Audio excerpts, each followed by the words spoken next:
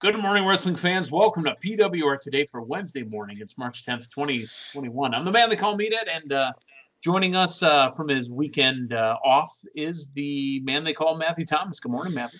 Good morning. Did I miss anything in the world of wrestling? Did anything happen over the weekend? A couple things, a little bit here, a little bit there. You missed me taking off that 5 pounds of hair off my head. Got the head shaved down, a 3 in the top, a 2 on the sides, shaved off the mustache. We're good to go. Well, I never want to miss you taking off anything. Gross. Let's take 20% off with our sponsor for manscaped.com. 20% off using the promo code PWR. Get silky smooth like the man they call Meathead, and our our good friend Dave Hero always tells us. And like the Zohan, get silky smooth with manscaped.com. Plus, Collar and Elbow. I am enjoying my Irish Whip t-shirt that I went and got from Collar and Elbow. I believe they still got some free shipping on over there at collarandelbowbrand.com. Plus, save yourself an additional 10% using the promo code PWR. PWR. Yeah, let me talk to you.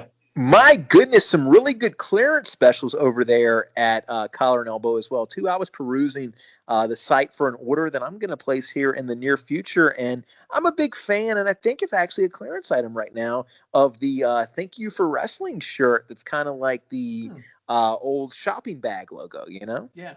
You know what's funny? I looked at the Collar and Elbow stuff that I have. Do you know almost all of it is Buenos Hermanos, the Good Brothers? Oh, wow. I mean, literally, I got the mirror hoodie. I've got the brother rating a 10, with all the gimmicks on the back of the t-shirt, and then I've got the old Festus face with the tongue sticking out. Better not ring a bell around me. Hey, Matthew, I want to talk to you about All Elite Wrestling, AEW's Revolution from last Sunday. We heard from Linda. I want to hear what you have to say. Let's run down the matches real quick and get everybody your opinions. The opening match was Thunder Rosa and Riho versus Dr. Britt Baker and Maki Ito. Maki Ito is from New Japan Pro Wrestling. Your thoughts on Maki Ito and the match between the four women? Glad to see her in the company, and like I said, I think one of the biggest opportunities for AEW right now is the women's division. So anything that you can do to turn the volume up on that and give that more prominence should be on Dynamite tonight as well. Yeah, and again, this was the buy-in here. Would have liked to have seen more than one women's match on the main card proper, but hopefully they can work their way there. 10-4. All right. How about the tag team title match? It was the Young Bucks taking on Jericho and MJF with Wardlow. A little bit different than I expected. I actually thought we might get a Jericho MJF title win here. Match was, I think, a solid way to open up the show. A match with high stakes, a match that people were invested in. Would have liked to have seen a little more fire from the Bucks, being that they seriously assaulted the Bucks' father, Papa Buck. And I just, not to jump ahead, but I just kind of want to compare it to what we got in the final match. To me, the Bucks had much more of a reason to want to maim Jericho and MJF with barbed wire and explosives than Moxley did to Omega. So we had a little bit of intensity from the Bucks at the start, but I would have liked to have seen a little bit more of a grudge match for somebody who, left somebody's parents or father laying in a bloody mess. Yep. All right. Let's talk about the tag team Casino Battle Royal. Here's the teams that are in. Bear Country. These guys look good. Bear Boulder and Bear Bronson. Dark Order had 3 teams. Alex Reynolds, John Silver, Evil Uno, Stu Grayson. Plus they had 10 and 5. Inner Circle had Santana Ortiz, Butcher and a Blade, Private Party, Gun Club, Natural Nightmares. The story coming out of there, QT Marshall eliminating himself, then spitting at Dustin Rhodes. Death Triangle, the eventual winners, Pac and Ray Phoenix. Matt and Mike Seidel, Jurassic Express, the Varsity Blondes, Pretty Peter Avalon and Cesar Bonani, and the retired Christopher Daniels and Frankie Kazarian. That's again Bear a nice Country, little fun joke for our friend. Bear Country he was a former Vancouver Grizzly, wasn't he? Yeah, you're talking about Bryant Reeves. Bryant Reeves. I make that segue. There's actually a Oklahoma State.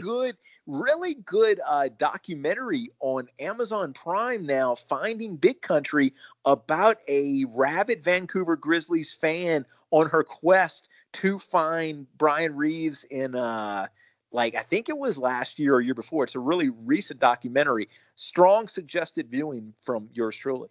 Okay. Yeah, Brian Reeves, Oklahoma State, I believe, right? Not Oklahoma proper. Nope.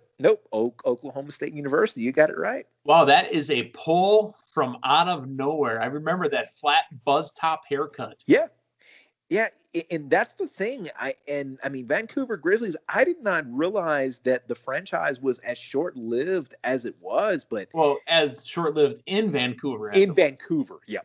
Here's the irony of it. I believe that's the Oklahoma City team now, isn't it? Or is that the Memphis Grizzlies? It's Memphis, yeah. Oklahoma City is the Seattle Supersonics. Yeah. Oh, my goodness. How the dynamics of the NBA has changed from just a couple of decades ago. Well, think about L.A. How many lakes are in L.A.? It was the Minneapolis Lakers. Mm-hmm. And, how much Jazz is in Utah? That was the New Orleans Jazz. Yeah. Makes a lot of sense. Well, hey, you asked me about the tag team battle royal. I thought this was a good I like this concept a lot better than the traditional casino battle royals with the suits of cards and everything. 2 tag teams every 90 seconds. And the 90 seconds were up there. There was no playing games with the 90 seconds. Yeah. It was a quick moving match. I like this for a lot of the middle of the card storylines we had built underneath. I like the TQ Marshall, Dustin Rhodes stuff. That's interesting to me. And it was a quick story that you could tell, within the confines of that match. I thought overall this was a really solid concept. I enjoyed it. It made sense. And I think the right team won. I think, I think Death Triangle, is that what we're calling them now? Well, that's the Death Triangle. Because all 3 of them are in the Death Triangle, but that's the name of the tag.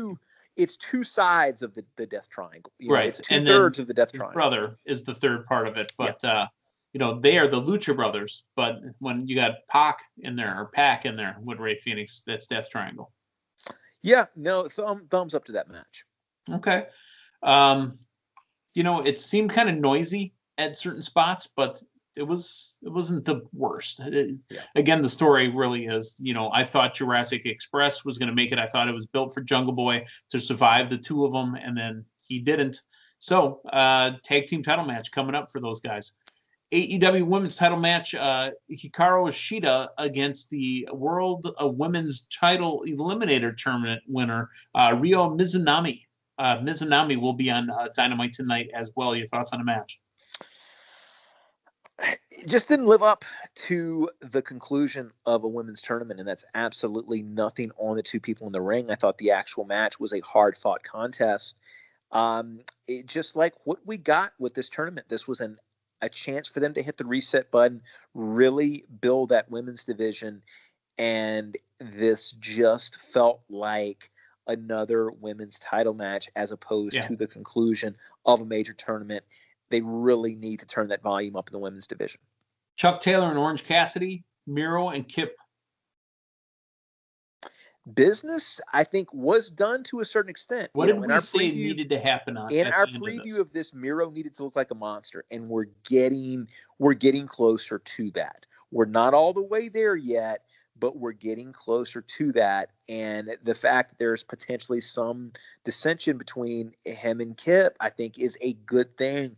This guy's going to need to go on his own in the very near future, and he's going to need to destroy his partner. And we potentially got seeds planted to that. And what I like too, the story they told us with Miro was, he'll throw his partner's wife to the wolves if need be. He will jeopardize her health and well-being in order to pick up the win. That's more along the lines of that character we need to see. Okay, so I noticed the theme on Sunday, and I forgot to bring it up with Linda yesterday morning, but let's talk about it here. Hangman Adam Page taking on Big Money Matt Hardy. Hangman Adam Page with the big win. But what were your thoughts on Page versus Hardy?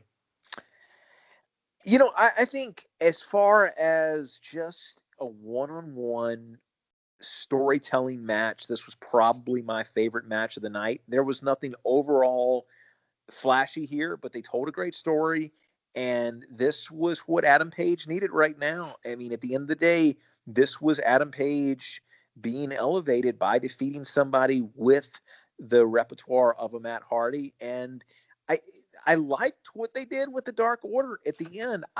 Listening to the recap, I agree with Linda. I don't think Adam Page needs a stable, but the story they've told with the Dark Order. It's just kind of a feel good.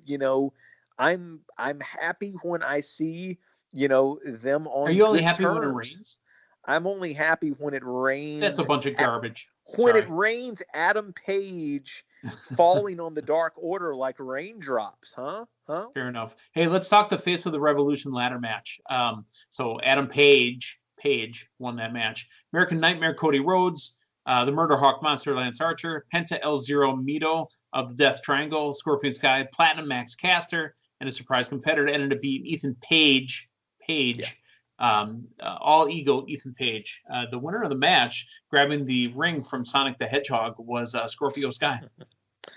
Yeah, a very solid ladder match, and I think ladder matches, we've seen how many, and the expectations are how high. Thought the psychology was good here. I like ladder matches where you have somebody like a Lance Archer, where it's not all high flyers. I think that, somebody that build, like the ladder matches where, we've had a Kane or somebody of that stature, I think it helps to ground the psychology of the match more so than, 6 cruiserweights where it becomes a spot fest. I like the story that was being told with Cody as well, too. My goodness, I think one of the biggest things AEW is missing now is Cody Rhodes in prominent storylines. And I get the fact that he doesn't want to be... He took himself out of the world title. Yes. Yeah, he doesn't want to be, that face of the company that keeps putting himself in that role. But my goodness, every time I see Cody in a match of importance, that next level, that next gear that he's got, I mean, this is a super, super talented guy. And even waiting to see what Cody's going to do, if he's going to come back. Is he going to come back in at the very last minute, win the match after he's been out with the injury the whole time? This was some of the better storytelling of the night. I enjoyed this match. Okay. They finally announced, and it wasn't Ethan Page as the big name, because we had talked about the 6th man is probably going to be that big signing. It wasn't. It was Christian Cage. Now, let's talk about Christian real quick. Christian explains to Renee Young in WWE, but Renee, John Moxley's wife as well, why he left. And real quick kind of rundown here. Christian says everything was cordial with WWE. He went to go see the doctors on his own, crushed his physicals, and kind of proposed, hey, I'd like to start working. If he felt that he couldn't go 100% and get back to a full schedule, whatever you want, whatever you need in that, he said he wouldn't have done it. So we can expect Christian Cage to probably compete and probably get out there for more than just 1 or 2 matches. Yeah, he was a name that had been mentioned. It wasn't. And I think the discussion that happened between Dynamite last week and the pay-per-view, you had about any possible exponential person, thrown out there. As we've gotten further removed from Sunday, I really like it more and more, because it feels like a very what words I want to use? I don't want to use the word safe, but a very solid addition. A very sound choice, because not only is he going to be a great on-air person, he's going to be a great company person. Yeah. I don't usually mention other podcasts that I listen to. I happen to have heard Busted Open with Bully Ray, and Bully Ray hit it right on the head. He said, if I was AEW right now, I'd make a mandatory class every Wednesday afternoon at noon before you do TV that night, and you have to go and listen to Christian Cage talk wrestling for an hour. And he goes, know what? Let me take that back. Make it voluntary, because then I see who actually cares and wants to learn. 100%. And, whereas here's my head right now, I'm not necessarily putting together the various incarnations of Christian Cage matches that are going to happen. I think when they do, they will make sense and they'll be wonderful. But here's what I'm Thank you for the setup. Go ahead and finish, but you've set me up because it's coming. I'm looking forward to Christian Cage on Dynamite tonight. I'm looking forward on seeing that familiar face, and in a lot of the things that are up in the air as far as different people in different people in Dynamite and AEW trying to find their footing, trying to figure out how to sort through this roster. That mainstay, that stability of a Christian, and that familiarity of a Christian, I think is a welcome addition. Thank you for the segue, because I think the first match, if they don't book this match, it will be an absolute failure. We're going to talk about the street fight in a second, but a member of that street fight, Brian Cage. Oh my goodness! If he is not part of a match of Cage versus Page, where Page and Cage team against Page and Cage, I'm done. I'm going home. Oh my goodness! Adam Page and Kristen Cage versus Brian Cage and Ethan Page. Oh my goodness! Book it. Oh wow! That's insane. Right. Book it. That's what I want to hear right now. I want that tag match. Page and Cage versus Page and Cage. And the other thing, back to, Adam Page, whereas if you want to build this guy, having him get wins over established talent, it happened at the pay-per-view with Hardy. I think an Adam Page, Christian Cage program would be wonderful. And that's the thing, like any of this new talent, to work a full drawn out program with Christian Cage. I mean, you've got somebody that has got tenure, and you've got not legitimacy. Just tenure, but good wrestling tenure. Yeah. Ring psychology tenure. Absolutely. But again, Page pins Cage, and can you imagine what they're doing to poor Tony and Jim Ross? Oh my goodness. Did you not see that coming? I was like, oh, what is with all these Pages and Cages? Oh my, well, it's like, it's like when you look at all the Matts and Matthews they've got too. Right. You had freaking, Hardy, and you've got Vidal. And the Bucks, Matt Jackson. Yeah. They go with, well, they know what they're doing. I mean, if I had a wrestling company, I probably would just hire Matthews.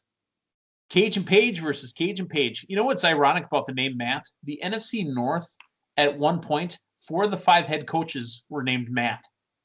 Did you know that? Now, they fired Matt Patricia in Detroit, but it was Matt Nagy. I cannot believe I'm failing. Matt LaFleur, Matt Nagy, Matt LaFleur, Matt Patricia, and there was one other Matt. I forget who the other Matt was, but it was just insane. Yeah, I mean, I think they see that name on paper and they're like, you know what? That sounds like an upstanding guy. I'm going to hire him for my coach. Nope, because I've met a Matthew Thomas, and no thank you. Let's talk about the cinematic match with Sting and Darby Allin against Team Taz, FTW champ Brian the Machine Cage, and Absolute Ricky Starks. I've said this before with Linda. I'm going to say it in front of you, and then I want you to tell me what you think about it. Besides Styles and Undertaker, which we were all just blown away by, not only just pleasantly surprised, I enjoyed this. I enjoyed Sting wearing Darby's face paint. I enjoyed Darby wearing Sting's face paint. I enjoyed the entire build, and I thought it was a well-told, well-filmed, and well-put-together match. Yeah, and I liked the addition of the commentary team for this as well, too. Did you? I did not like. Yeah. I like that. I agree with the match. What I had to pull myself out from was I was really expecting this to actually be an in-ring match and have that connection with Sting wrestling in an AEW ring. And, while we got Sting appearing on an AEW pay-per-view, we didn't get him in the arena there actually wrestling live in the match. So that was the only negative for me. And that was just, I think if I had gone into this strictly with cinematic match expectations, I probably would have been a little bit higher on it. I thought it was well put together. You're right. Outside of Styles Taker, can't think of a better cinematic match. All parties involved did a really great job. I'm still looking forward to Sting actually wrestling in an AEW ring. Okay. The main event had all the fireworks at the end, pun intended, but Eddie Kingston lays on top of Moxley to save his friend. What I want to say about this is, for an exploding barbed wire match, there was a great amount of psychology and a great amount of storytelling that did not just rely on blood and guts. And I think that is a testament to Kenny Omega. I think it's a testament to Jon Moxley. And, the actual in-ring storytelling I really like. Little things like, okay, you can't use the ropes or you're going into the barbed wire and you're going to get blown up. So when I'm trying to whip you into the ropes, you're going to have to pump the brakes. They did a really, really great job, with those small things. I heard you guys talk about it on air. Moxley going for the rope break, which basically, resulted in an explosion that blinded Omega. Like little things like that. These two guys, they did a really good job of telling a story in a match that didn't necessarily lend itself to, in a match that, the lowest common denominator in something like this would have been blood and guts to the core. Did not go that route.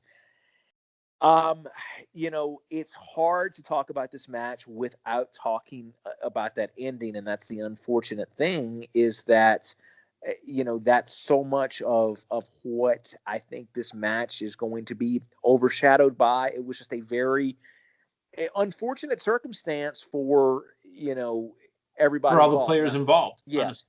Now get this. I'm happy that we're talking about something like this happening as opposed to an accident with explosives, and something. So at the end of the day, nobody's hurt. You feel bad for Eddie Kingston having to sell that. Yeah. Well, and here's the thing too, though.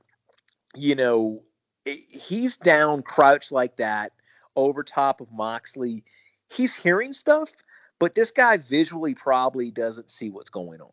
Yeah. And who knows what it was supposed to be, or this, that, or the other. Mistakes happen and human error happens. It's unfortunate. And Tony Khan has already put out a story that says, well, Kenny Omega just made a terrible match and just built a terrible ring. Yeah. And I don't know that that's going to fly. They've got a chance. They've got a chance to do something tonight. And I think that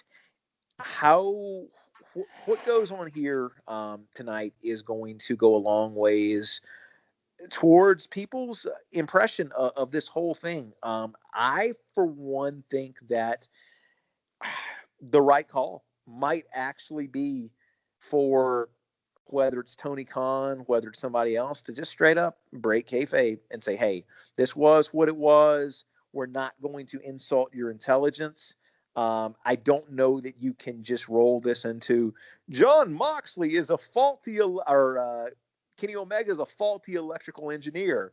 I think this is most likely going to be the most important AEW Dynamite since the inaugural AEW Dynamite, based on how they handle the ending of the pay-per-view.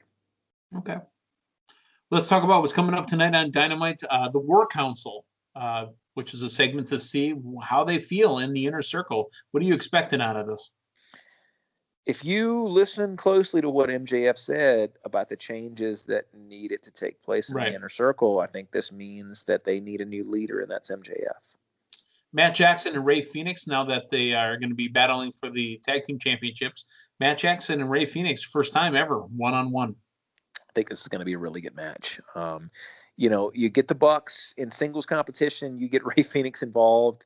I think you're going to see something very entertaining here. What was set up on the buy-in at the end during all the attacking back and forth, or actually it was set up at the Women's Championship. It's going to be Britt Baker, DMD, Maki Ito, and Nyla Rose taking on the team of Hikaru Shida, Ryo Mizunami, and Thunder Rosa. I think Thunder Rosa's stock is rising. What do you see in the 6-woman tag? No, I would like to see Thunder Rosa, look really strong here and potentially pick up the win. I think she's definitely a major talent in the women's division. Yeah. We've also got Darby Allin and Scorpio Sky. Scorpio Sky getting his title shot for the TNA Championship tonight on Dynamite. Yeah, good for them. I did not necessarily pick him winning the ladder match, but that's what those matches are for. It's used to elevate somebody. I see Darby retaining. I think they've got a lot of stock in him, and I mean he's got that sting rub, So, yeah. But hey, it's gonna be a solid match, and I think Scorpio Sky is gonna come out all the better for it. So WWE must assume that Dynamite's going to be one of their hottest shows in years because they literally are putting on a takeover quality show tonight on TV on NXT. Both the men's and women's championships will be on the line and defended. Finn Balor going one-on-one with Adam Cole. This isn't just Finn Balor defending his belt against, random jabroni number 7. This is Adam Cole, baby. And it's going to happen tonight. Io Shirai puts the NXT Women's Championship on the line against Toni Storm. There is a chance that Toni Storm could do something. William Regal is set to make 2 major announcements tonight. I believe one of them is there is a possible takeover going to happen around WrestleMania season. And finally, Kaden Carter to square off against Ia Lee. I never pronounce her name right. But Matthew, what's happening tonight on NXT? I'd love the takeover announcement. I'd love a WrestleMania weekend that included our 2 nights of WrestleMania and a takeover there somewhere. Now, if this takeover happens on the Monday after or the Tuesday after WWE, or WrestleMania, then it will not count in the PWR fantasy draft. It has to happen beforehand. The other announcement that it could be NXT moving to Tuesdays. Yeah. I'm a little bit indifferent on that. I think that is, whether correctly or not, that is going to be viewed as a victory for AEW. There's no way you can spin that. And a shot at Impact. Excuse me. Yeah. Well, and keep in mind, I think that was the psychology. At least the way I viewed it all along was, they counter-programmed AEW. It wasn't the other way around. They were a network show prior to AEW. And if you kind of read the tea leaves there, I think that was WWE all along saying AEW is not competition for Raw. It's not competition for SmackDown. If we acknowledge in this competition, they're competition for NXT. And I think that's been a false narrative from the start. And I think we've seen that with the ratings, and I think they might be pulling back on that a little bit. Here's the other thing too. Impact are not innocent in this at all. They had Bobby Lashley on in what is it called? Impact in 60. Right after Impact went off the air last night was a Bobby Lashley Eddie Edwards match where WWE Raw's champion was beat by Eddie Edwards on TV last night. Yeah.